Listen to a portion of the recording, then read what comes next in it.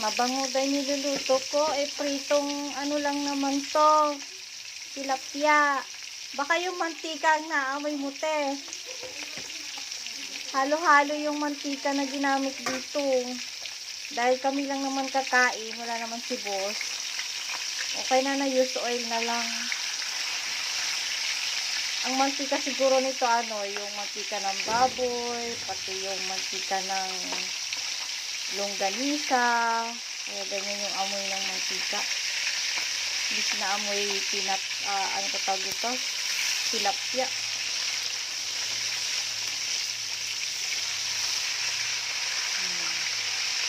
Yan, nagpiprito ako at naglalaswa pa ako. Ilalagay ko ito sa laswa.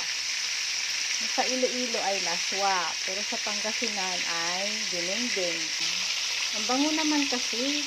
Nakakagutom yung amoy niya. Parang hindi nga yung piniprito ko yung iba yung amoy niya talaga. Nagsama-sama kasi yung used oil. Ganito magluto ng laswa.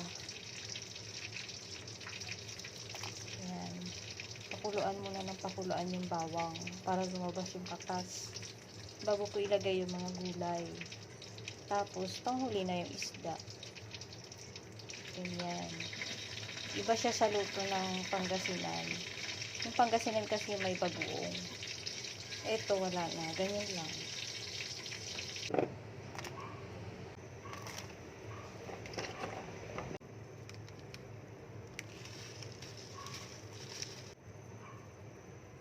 Ayan, kumukulo na siya. Amoy mabango. Nakakagutom.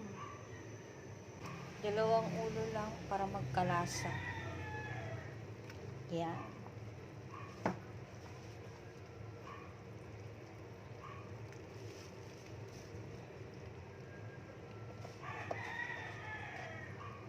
Ayan, pwede na. Hindi pa siya kumukulo, bango-bango na. Ang bango-bango. Ang bango-bango ng bulaklak. Charot, bulaklak. Gulay nga to. Sarap sana yung bulaklak na kalabasa. Pero wala eh. Namiss ko na yun, yung kalabasa. Ito na guys, pwede na siya. Ang bango-bango. Simpleng ulam. Simpleng ulam lang to, pero masarap. Healthy.